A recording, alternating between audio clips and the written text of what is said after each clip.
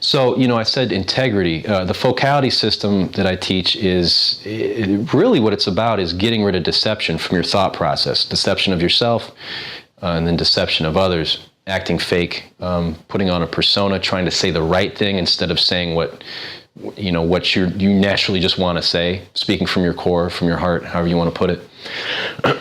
Women are wired to detect that. Just as men, we're wired to detect, imperfections in a woman's body. Women are wired to detect imperfections. It's not the best word. Women are wired to detect deception in a man's mind. And so when I say imperfections, I don't mean like you're saying the wrong thing. I mean, the way you're thinking is deceptive. Now, some guys can be good at this. You can be good at like presenting a persona and, getting women to think you're someone you're not. The problem with that is it's not a sustainable MO. It's not a sustainable method because at some point she's going to figure out who you are. Unless you stop talking to her before she does. So if you want women in your life and you want sort of this abundant lifestyle where you have just a lot of awesome, beautiful women that like to spend time with you and sleep with you and connect with you, you're going to have to, that approach is not going to work. It's just going to make things difficult and you're going to burn yourself out. And you're going to create a lot of enemies as well, unnecessarily. So respect, okay? So the approach can trigger respect. Lack of deception triggers respect. The next gate is safety. Now, safety is about not just physical safety, but emotional safety. So physically, you're bigger and stronger than the woman. Women all have a degree of sort of trepidation or anxiety in terms of sex in men because, there is the potential for her to be raped, for her to be hurt. As a man, you could kill her if you wanted to. I mean, you're just so much stronger than her. And, she is penetrated by you. And, that can, if she's not ready, if she doesn't want it, if it's rape or whatever, that can obviously be physically and emotionally painful. This is a concern that men just have a hard time understanding, that women go through the world with a little bit of fear kind of all the time, this sort of unease with men because men are bigger, stronger, we're more aggressive, our behavior's more sort of dynamic and volatile and unpredictable. Who gets in fistfights? It's men, right? So, but women also love men. So there's this sort of ambiguity of like fear and desire going on that men don't really have. Men do have a fear, but it's not like an actual physical fear. It's more of like an ego-based fear of rejection, right? So the safety element is physical, but then it's also emotional. And what I mean by that is she feels like she can be herself with you. She feels like she can be herself around you, and who she really is, her natural personality, is appreciated, and that's the reason why you like her, is because of who she actually is as a person. So,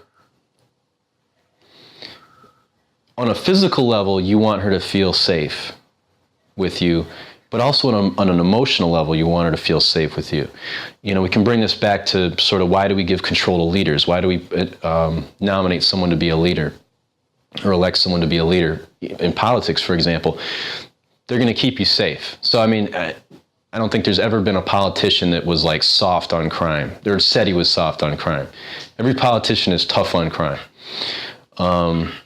This was a huge thing after 9/11 in America where, every candidate was sort of bring it back to 9/11 and talking about their record on crime, and Giuliani with his 9/11, I kept New York safe, and all this gibberish, and I think that was a big reason why George W. Bush got reelected, was people were scared of the Democratic nominee. I think it was Gore first and then Kerry. They just didn't believe that he would keep America safe. And tough, cowboy George Bush, he really wasn't a cowboy. He went to like Yale, I think.